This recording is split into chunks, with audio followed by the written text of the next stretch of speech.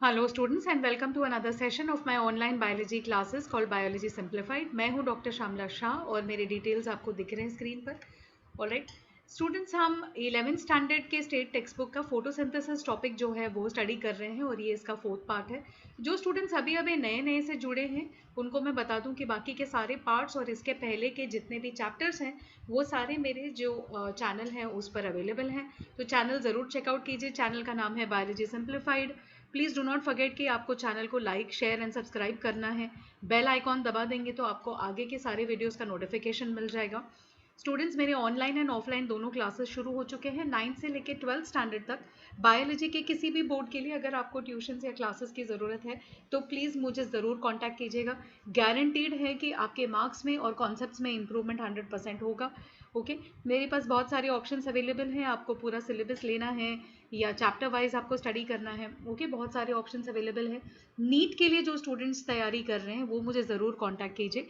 Sir, चाहे आपका first time हो या आप रिपीट स्टूडेंट हो, आपको बहुत बेनिफिट मिल जाएगा। So please do contact me. Okay, one more thing students, इस वीडियो को बिल्कुल एंड तक देखिएगा क्योंकि हर एक लाइन का एक्सप्लेनेशन मैंने किया है ऑलराइट, क्योंकि बहुत सारे इंपॉर्टेंट कॉन्सेप्ट्स हैं तो वो कॉन्सेप्ट्स को मैंने एक्सप्लेन करने की बहुत कोशिश की है। So please do watch the video till the end, right. चलिए कंटिन्यू करते हैं। ऑलराइट, लास्ट टाइम हमने देखा था कि अलग अलग पिगमेंट्स जो हैं, फोटो सिस्टम्स कैसे बनते हैं और रिएक्शन सेंटर्स क्या क्या होते हैं। अभी हम आ जाते हैं हमारे नेक्स्ट कंसेप्ट पे, which is photo phosphorylation. Okay, photo phosphorylation मैंने पहले भी आपको बताया था पिछले पार्ट्स में कि फोटो फॉस्फोरिलेशन का मतलब क्या है। फोटो मतलब लाइट के प्रेजेंस में, फॉस्फोरिलेशन मतलब फॉस्फेट ग्रुप का ऐड होना। Okay, that means phosphate group add हो रहा है एडीपी या एडेनोसाइन डाइफॉस्फेट के मॉलिक्यूल में, और आपका एटीपी या एडेनोसाइन ट्राइफॉस्फेट का मॉलिक्यूल जो है वो बन रहा है। करेक्ट है। तो एटीपी का फॉर्मेशन जो क्लोरोप्लास्ट में होता है, राइट, लाइट के प्रेजेंस में, इस प्रोसेस को हम कहते हैं फोटोफॉस्फोरिलेशन। और फोटोफॉस्फोरिलेशन होने के दो तरीके हैं। करेक्ट है। एक होता है साइक्लिक फोटोफॉस्फोरिलेशन और दूसरा होता है नॉन साइक्लिक फोटोफॉस्फोरिलेशन, या जिसको हम कभी कभी जेड स्कीन भी बताते हैं। ये है जेड स्कीन। ओके, ये डायग्राम है जो बहुत ज़्यादा क्लियर नहीं है यहाँ पर, राइट। अब देखते हैं साइक्लिक फोटोफॉस्फोरिलेशन एग्जैक्टली है क्या, राइट। अब आपका जो फोटो सिस्टम 1 है, याद है फोटो सिस्टम 1 क्या था? P700 वाला जो फोटो सिस्टम था, करेक्ट।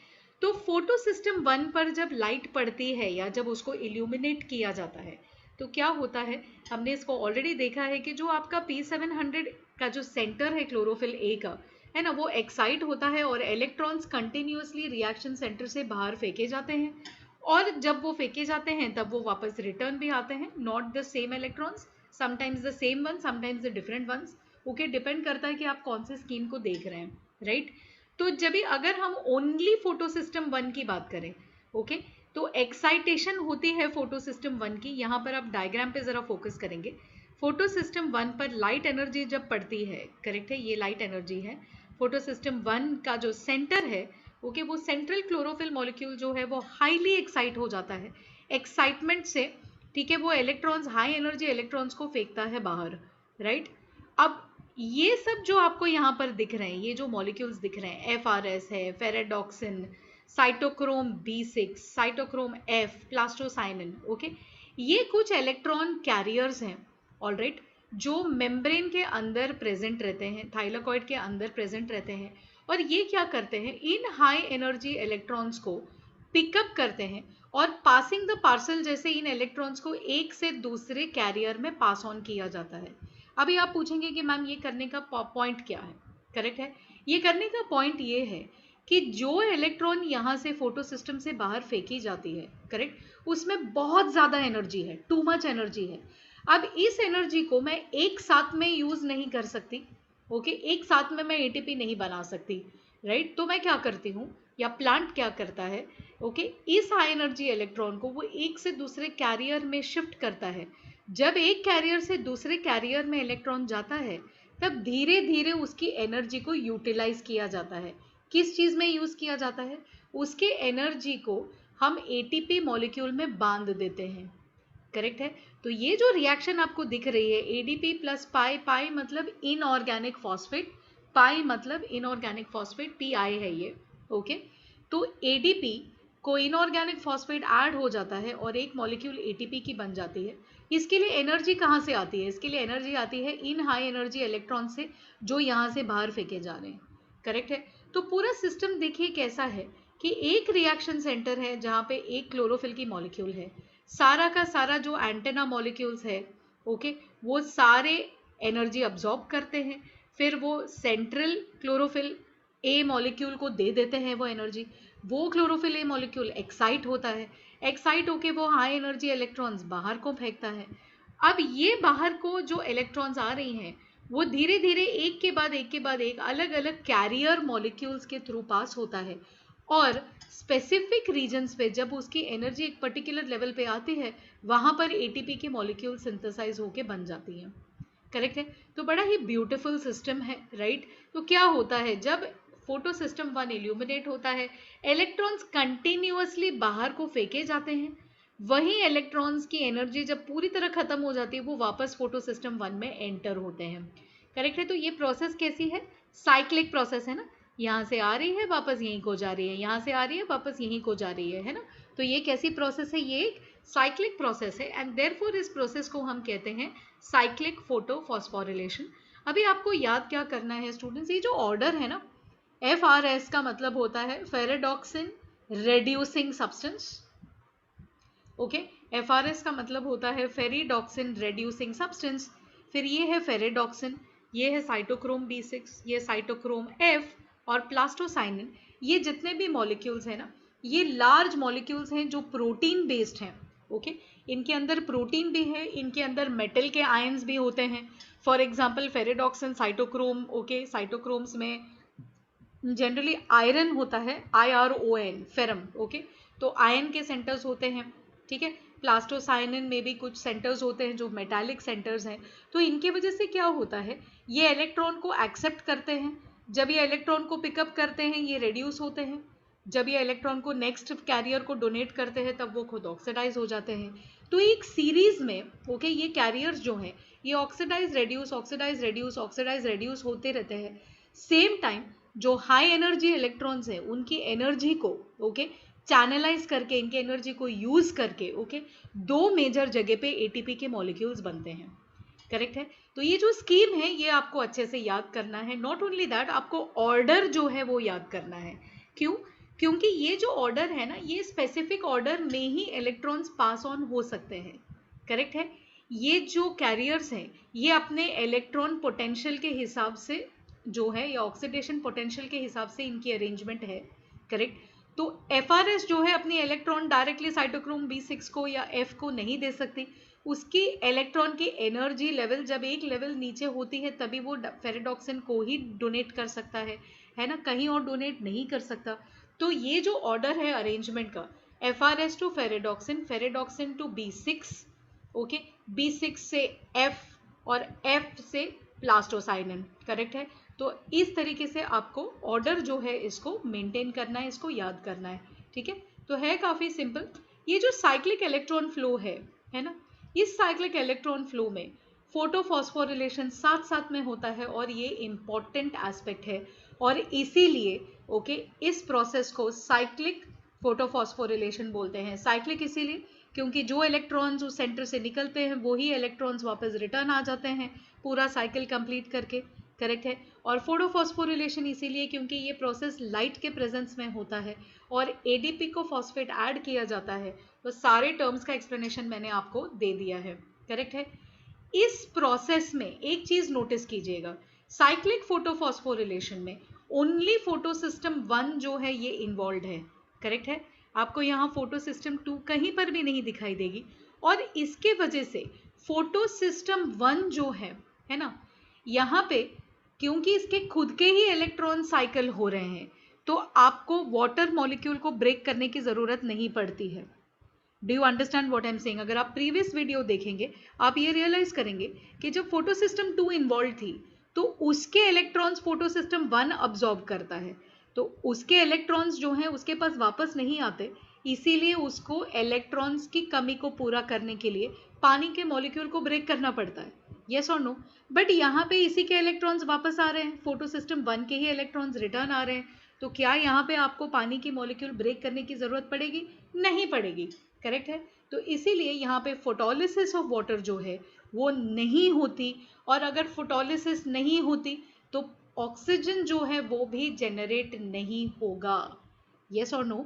करेक्ट। सो साइक्लिक फोटोफॉस्फोरिलेशन में वाटर की ब्रेकिंग नहीं होती, ऑक्सीजन रिलीज नहीं होता, ओनली एटीपी बनता है, और खुद के सिस्टम के इलेक्ट्रॉन्स कैरियर्स के थ्रू घूम के वापस उसी सिस्टम में रिटर्न हो जाते हैं। करेक्ट है। साइक्लिक फोटोफॉस्फोरिलेशन में ओनली एक ही पिगमेंट सिस्टम या photo system, that is photo system 1 utilize होता है। Am I making this clear? Correct है। तो ये काफी सिंपल सिस्टम है। अब आ जाते हैं नेक्स्ट प्रोसेस पे, जो है non cyclic photophosphorylation. Non cyclic photophosphorylation में दोनों फोटो सिस्टम्स आपके यूटिलाइज हो रहे हैं। करेक्ट है। आपके पास PS1 भी है, PS2 भी है। अब इस केस में क्या होता है, इलेक्ट्रॉन ट्रांसपोर्ट की जो चेन है, करेक्ट है, ये जो चेन हमने देखी थी ना, this is a electron transport chain. तो ये इलेक्ट्रॉन ट्रांसपोर्ट चेन कहाँ से शुरू होती है? ये शुरू होती है फोटो सिस्टम 2 से। करेक्ट है। तो फोटो सिस्टम 2 एक्टिवेट होगा लाइट अब्सॉर्ब करने के बाद। ओके, ये एनर्जाइज होगा, हाई एनर्जी इलेक्ट्रॉन्स को ये बाहर फेंकेगा। करेक्ट है। वापस से यहाँ पे सीरीज ऑफ कैरियर्स होंगे, जैसे आपके PS1 में था वैसे ही कैरियर्स यहाँ पे भी होंगे, लेकिन जो इलेक्ट्रॉन्स फोटो सिस्टम 2 से बाहर फेंके जाते हैं वो फोटो सिस्टम 2 में रिटर्न नहीं होते। करेक्ट है। लेकिन ये एक इलेक्ट्रॉन ट्रांसपोर्ट चेन से पास होकर के फोटो सिस्टम 1 में आएंगे। करेक्ट। और ये जब फोटो सिस्टम 1 में आएंगे तब ये क्या करेंगे? ओके, इसको ये फोटो सिस्टम 1 एक्सेप्ट करेगा, साथ साथ में ये हाइड्रोजन को भी पिकअप करेगा और ये NADP का कन्वर्जन करेगा NADPH या NADPH+H+ में। करेक्ट है। इस NADP का यूटिलाइजेशन होगा आगे जाके आपके डार्क रिएक्शंस में, जब भी आपको कार्बन डाइऑक्साइड को फिक्स करना है। करेक्ट है। अब यहाँ पे देखिए, ये डायग्राम एक्चुअली क्लियर है ही नहीं है। ऑलराइट, बहुत सारे नाम भी जो हैं ये क्लियर नहीं है, बट आप यहाँ पर देख सकते हैं कि अप्रोक्सीमेटली उन्होंने वही चीज़ दिखाने की कोशिश की है। ऑलराइट, ये जो फ्लो दिखाई है ये नॉन साइक्लिक फ्लो है। यहाँ से इलेक्ट्रॉन्स बाहर आते हैं, वापस से आपके पास वही कैरियर्स हैं, प्लास्टोक्विनॉन्स है, साइटोक्रोम B है, 6 है, F है। ऑलराइट, फिर यहाँ से ये फोटो सिस्टम 1 में जाता है। फोटो सिस्टम 1 इन इलेक्ट्रॉन्स को और यहाँ पे रिलीज किए हुए प्रोटॉन्स को पिकअप करके NADPH बनाता है। करेक्ट है। साथ साथ में यहाँ पर इन इलेक्ट्रॉन्स की कमी पूरी करने के लिए पानी की मॉलिक्यूल को स्प्लिट किया जाता है, इसीलिए यहाँ ऑक्सीजन भी बनेगा, यहाँ पे प्रोटॉन की ग्रेडियंट भी बनेगी। इस प्रोटॉन ग्रेडियंट को यूज करके आगे जाके ATP बनेगा। ऑलराइट, तो ये जो साइक्लिक मतलब ये जो प्रोसेस है this is called non cyclic. क्यों नॉन साइक्लिक बोलते हैं? क्योंकि एक सिस्टम या इलेक्ट्रॉन डेफिशिएंट PS2 का जो सिस्टम है वहां के इलेक्ट्रॉन्स वापस उसके पास रिटर्न नहीं आते हैं। करेक्ट है। तो जो इलेक्ट्रॉन डेफिशिएंसी या कमी PS2 में हुई है वो इलेक्ट्रॉन की कमी पानी को ऑक्सीडाइज करके या ब्रेक करके मिलता है। टर्म्स पे ध्यान दीजिए, है ना। पानी का फोटोलिसिस होता है, पानी का ऑक्सीडेशन भी हो रहा है। करेक्ट है। आपको टर्म्स पे बिल्कुल ध्यान देना है। जो स्टूडेंट्स राइट आगे जाके नीट की तैयारी कर रहे हैं, एक एक वर्ड एक एक कंसेप्ट आपके लिए इंपॉर्टेंट है यहाँ पे। ओके, इसकी वजह से प्रोटॉन्स, इलेक्ट्रॉन्स और ऑक्सीजन का एटम जो है ये रिलीज हो जाते हैं।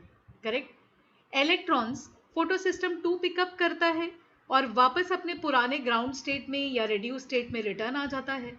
प्रोटॉन्स ओके NADP+ पिकअप करता है और ऑक्सीजन का जो मॉलिक्यूल है ये हवा में रिलीज हो जाता है। इसीलिए हम कहते हैं कि फोटोसिंथेसिस का बाय प्रोडक्ट ऑक्सीजन है। बोलते हैं कि नहीं? राइट, इसके वजह से बोलते हैं हम। राइट। अब इस प्रोसेस में जो high energy electrons photo system 2 से निकले हैं वो फोटो सिस्टम 2 में रिलीज नहीं रिटर्न आते हैं, और इसीलिए इस प्रोसेस को हम नॉन साइक्लिक बोलते हैं। हालांकि यहाँ पे भी ATP का जनरेशन होता है, इसीलिए ये है तो फोटोफॉस्फोरिलेशन ही। करेक्ट है।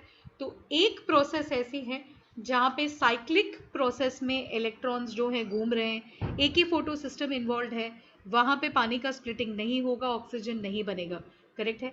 नॉन साइक्लिक फोटोफॉस्फोरिलेशन या Z स्कीम में एक फोटो सिस्टम से निकलने वाले इलेक्ट्रॉन्स को दूसरा फोटो सिस्टम पिकअप करता है।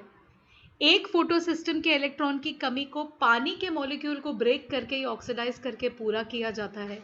पानी का मॉलिक्यूल जब स्प्लिट होता है तब वो प्रोटॉन्स देता है और इलेक्ट्रॉन्स देता है। इलेक्ट्रॉन्स फोटो सिस्टम 2 में चले जाते हैं।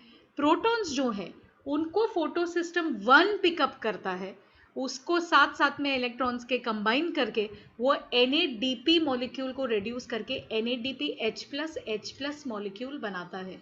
करेक्ट है। ये NADPH+ या NADPH2 मॉलिक्यूल आगे जाके सेल का रिड्यूसिंग पावर बनता है और जो डार्क रिएक्शंस हम आगे देखने वाले हैं उन डार्क रिएक्शंस में इस NADPH2 का यूटिलाइजेशन होगा।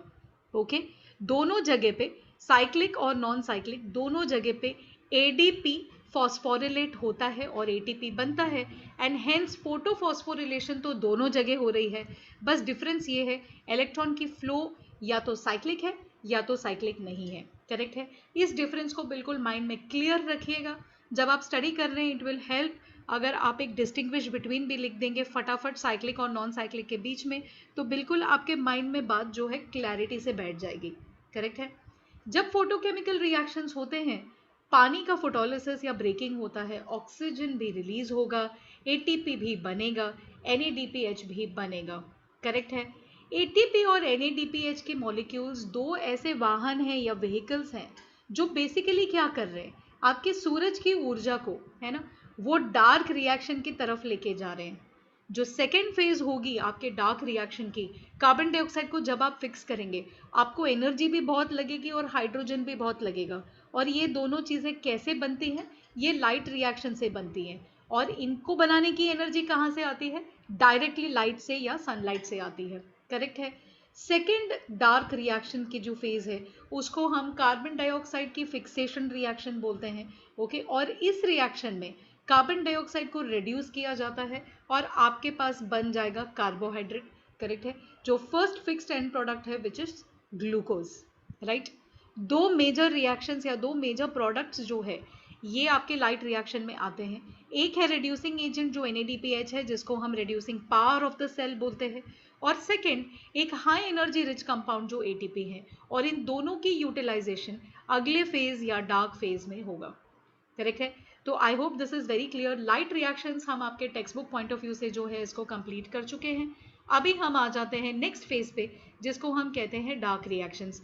स्टूडेंट्स मैं आपको याद दिला दूं, ओके, डार्क रिएक्शन जो है ये एक पुराना टर्म है। आप अभी टेक्स्ट पॉइंट ऑफ व्यू से पढ़ रहे हैं, इसीलिए जब भी आप एग्जाम में लिखेंगे तो आप डार्क रिएक्शन भले ही लिखिए, लेकिन जब भी आप नीट के लिए पढ़ाई कर रहे हैं please remember dark reaction is not dark reaction.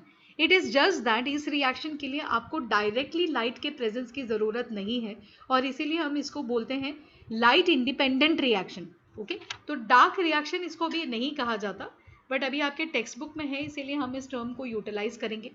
Okay, तो लाइट रिएक्शन हमने देख लिया। राइट, आपका साइक्लिक नॉन साइक्लिक फोटोफॉस्फोरिलेशन।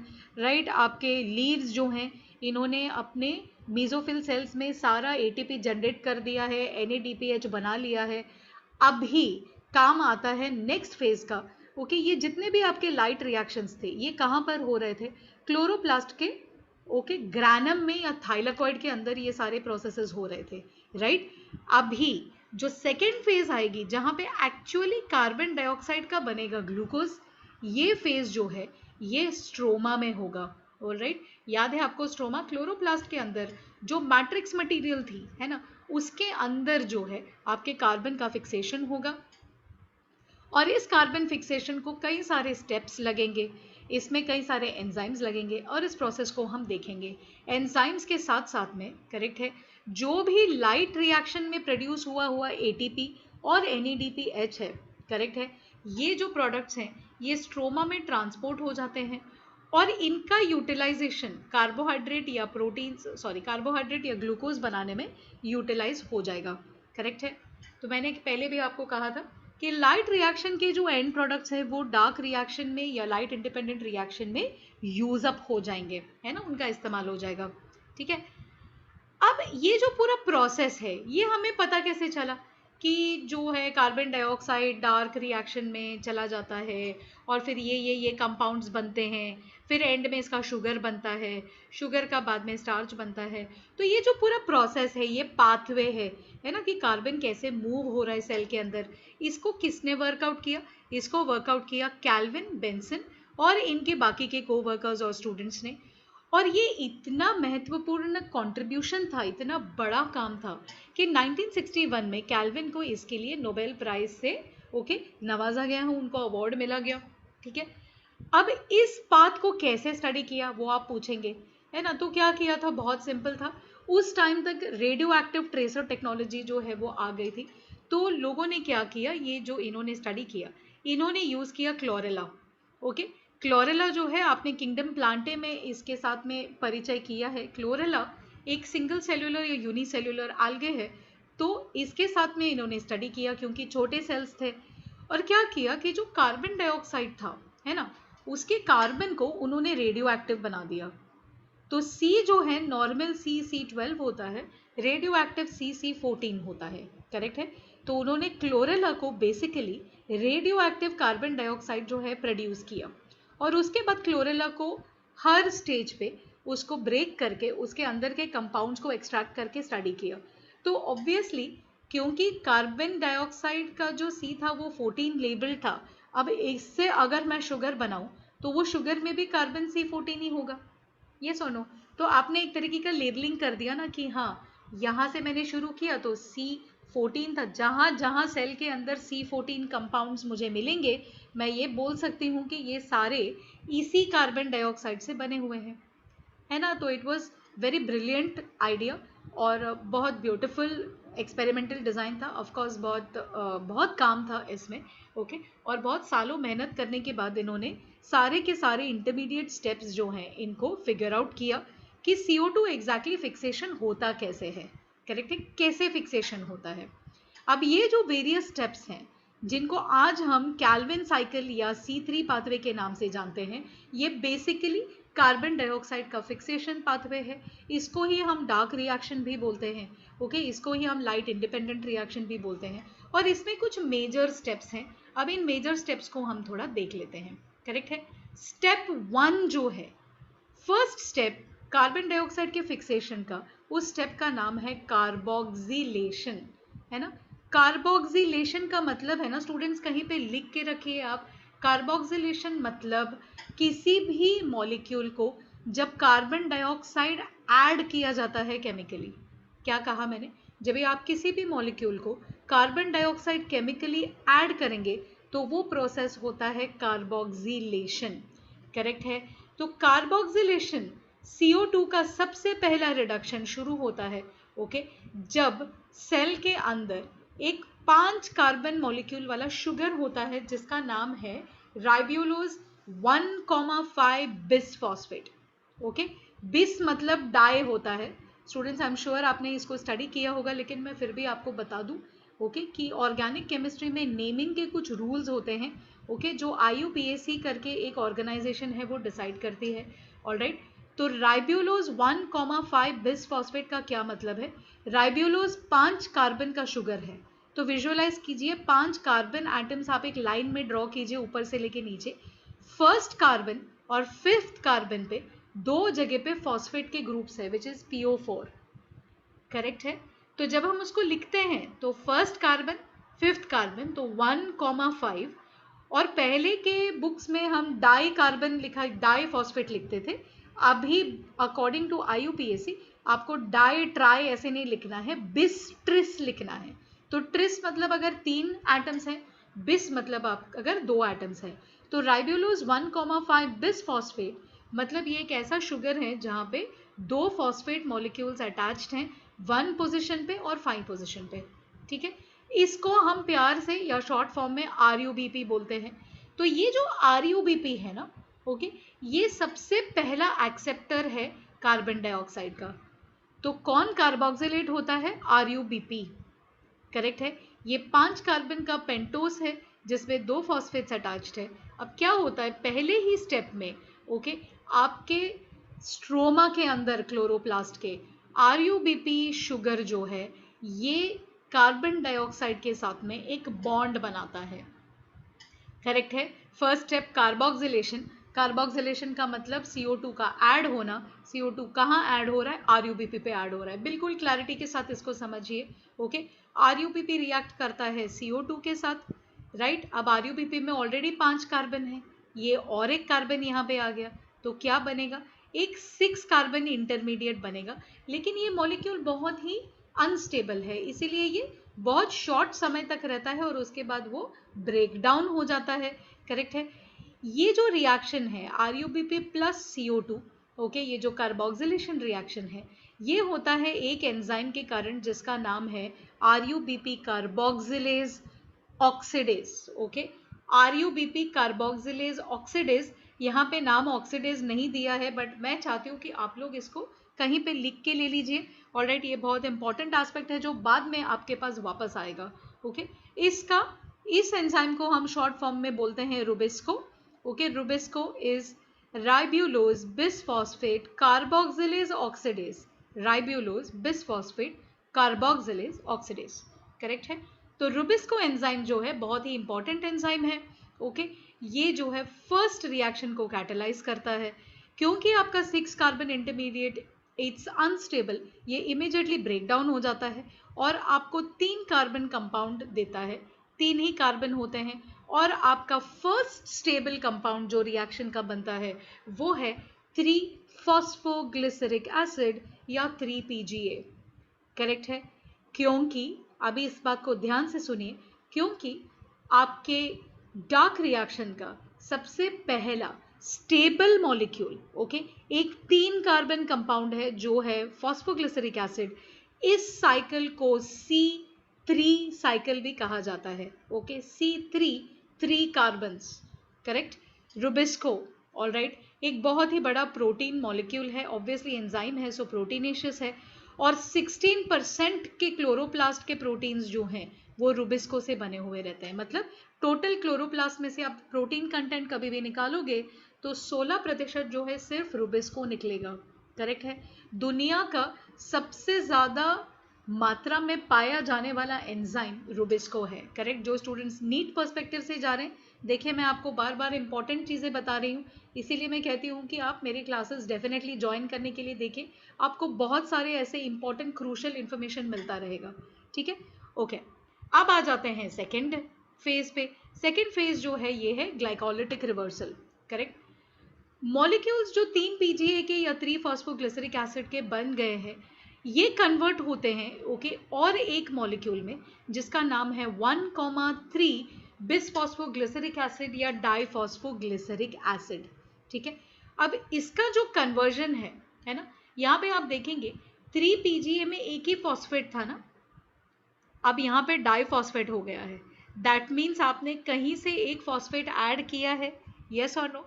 और वो फॉस्फेट कहाँ से आया? वो फॉस्फेट आया ATP से, एनर्जी आया ATP से। तो आपको याद होगा कि हमने जब लाइट रिएक्शंस किए थे तो हमने क्या कहा था? लाइट रिएक्शन में बनने वाला ATP, ओके, आपके लाइट इंडिपेंडेंट या डार्क रिएक्शंस में या कैल्विन साइकिल में यूटिलाइज होगा। तो यहाँ पे आप देख सकते हैं ATP का यूटिलाइजेशन, ठीक है। ये 1,3 डाइफॉस्फोग्लिसरिक एसिड, ओके, इसका फिर रिडक्शन किया जाता है इनटू ग्लिसरल्डिहाइड 3-फॉस्फेट, ये और एक मॉलिक्यूल है। रिडक्शन प्रोसेस है, मतलब आपको हाइड्रोजन या इलेक्ट्रॉन्स ऐड करना है। अगेन ये हाइड्रोजन और इलेक्ट्रॉन कहाँ से आए?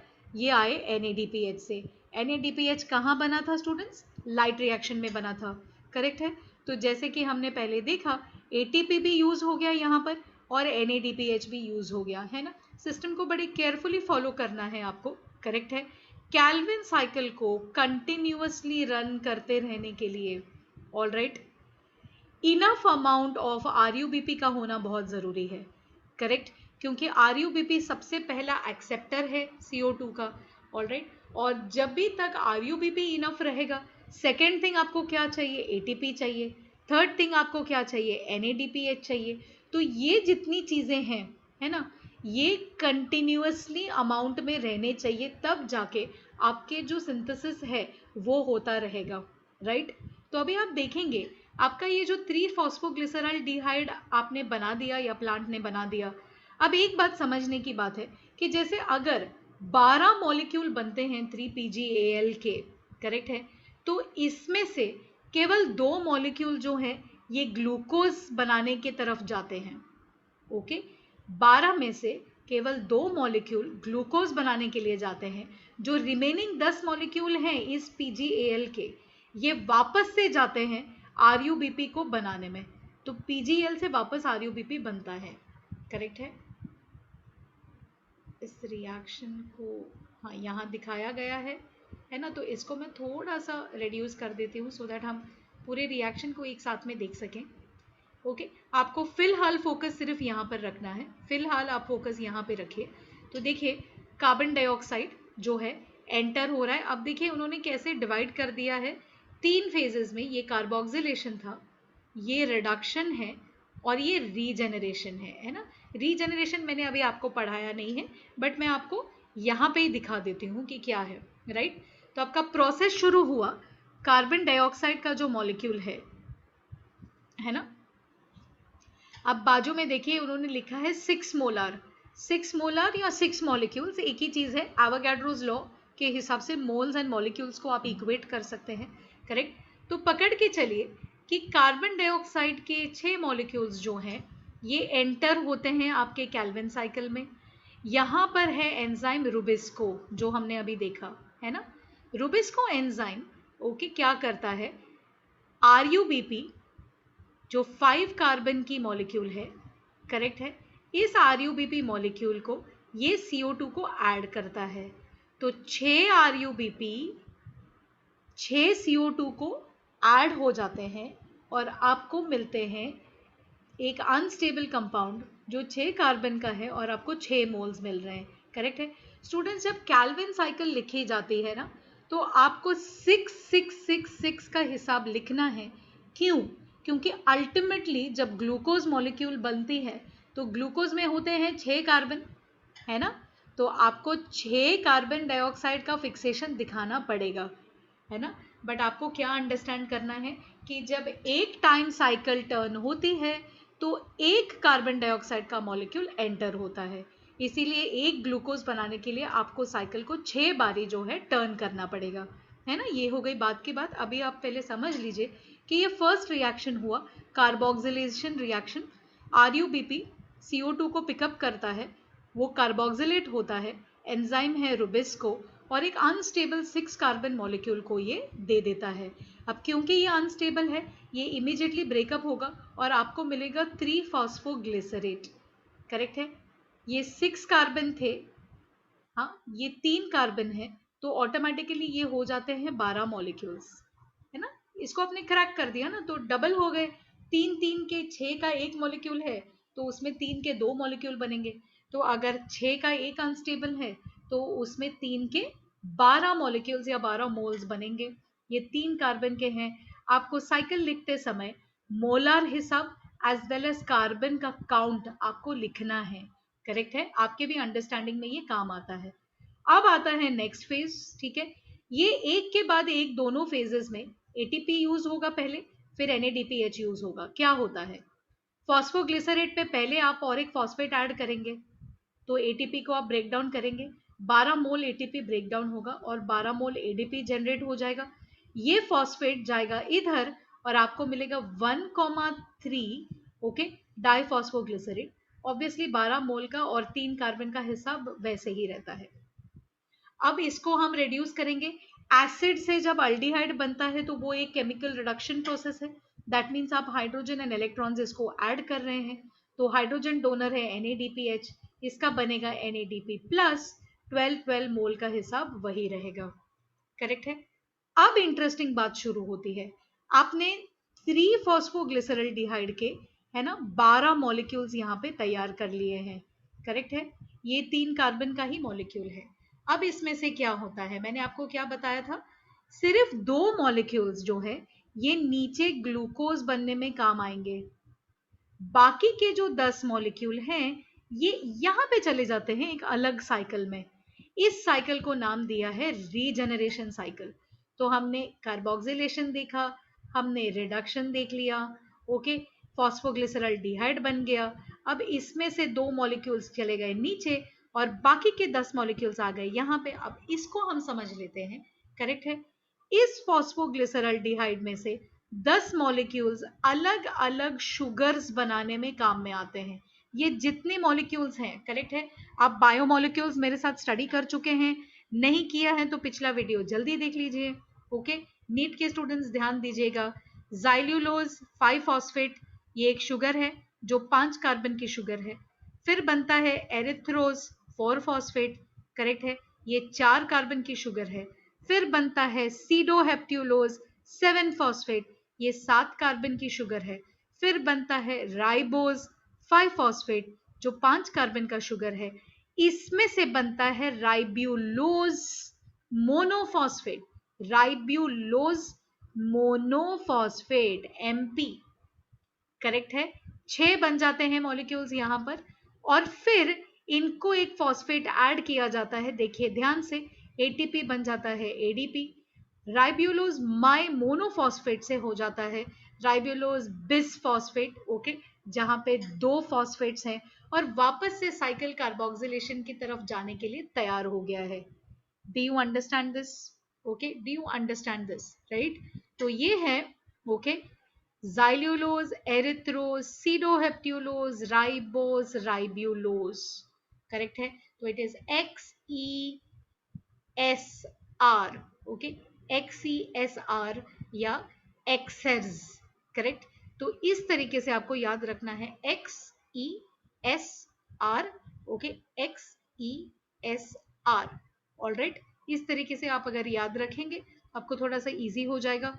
ज़ाइल्यूलोज 5 फॉस्फेट है तो 5 कार्बन का है तो 5 पे फॉस्फेट है, 4 कार्बन का है तो 4 पोजीशन पे फॉस्फेट है, 7 कार्बन का है तो 7वें पे फॉस्फेट है, 5 कार्बन का है तो 5वें पे फॉस्फेट है, करेक्ट है। तो आई होप आपने ये प्रोसेस जो है इसको समझ लिया है, करेक्ट। लास्ट फेज पे आ जाते हैं, अभी एक्सप्लेनेशन इन थियोरी मैं दे देती हूँ आपको वापस से, करेक्ट है।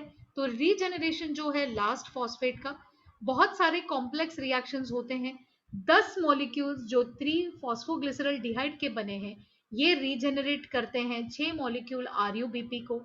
टोटल कॉस्ट होता है 6 ATP जो है यूटिलाइज हो जाते हैं, करेक्ट है।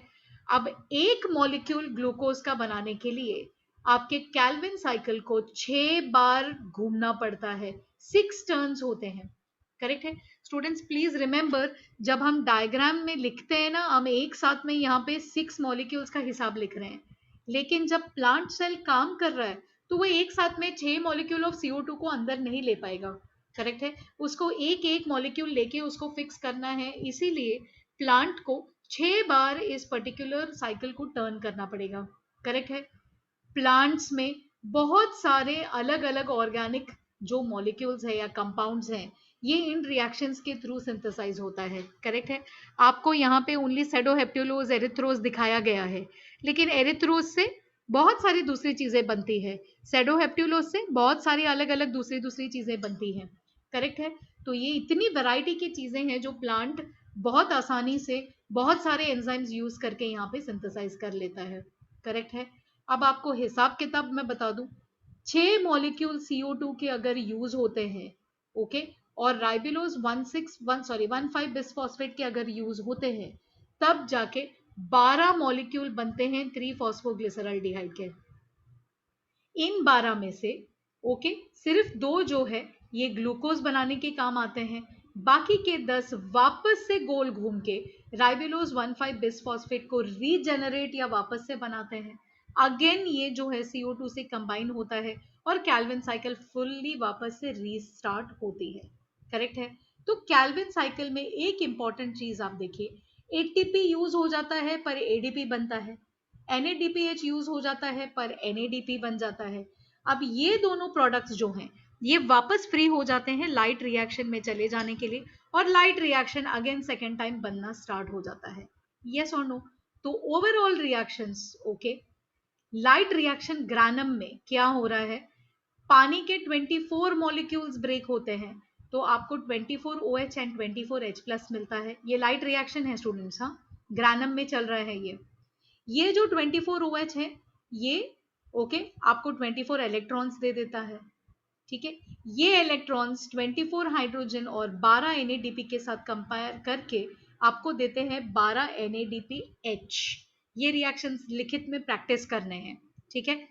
18 ADP प्लस 18 PI आपको देते हैं 18 ATP। ये सारे लाइट रिएक्शन है, हाँ स्टूडेंट्स, ये लाइट रिएक्शन के एंड प्रोडक्ट्स है। जो 24 OH आपने यहाँ बनाए थे, ये 24 OH कंबाइन होते हैं और आपको मिलते हैं 12 पानी के मॉलिक्यूल्स और 6 मॉलिक्यूल्स ऑक्सीजन के। करेक्ट है, ये एक इंपॉर्टेंट एस्पेक्ट है।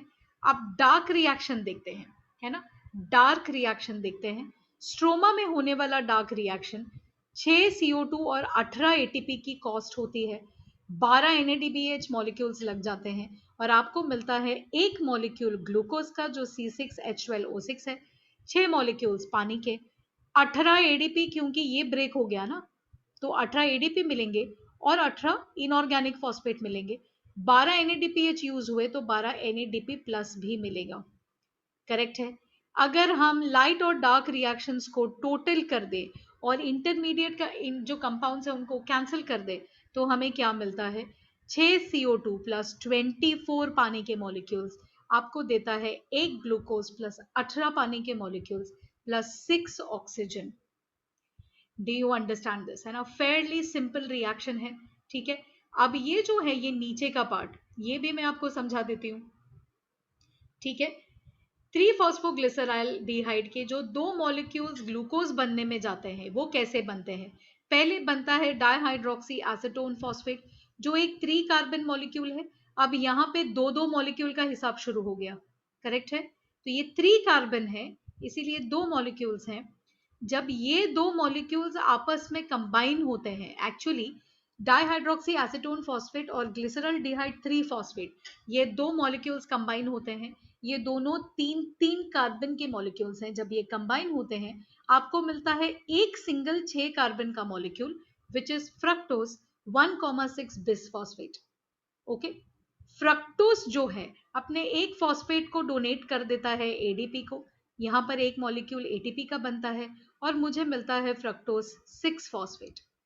फ्रक्टोज 6 फॉस्फेट अपने और एक फॉस्फेट को ओके गिव अप कर देता है और आपको मिलता है, ठीक है, यहां से एडीपी और एटीपी।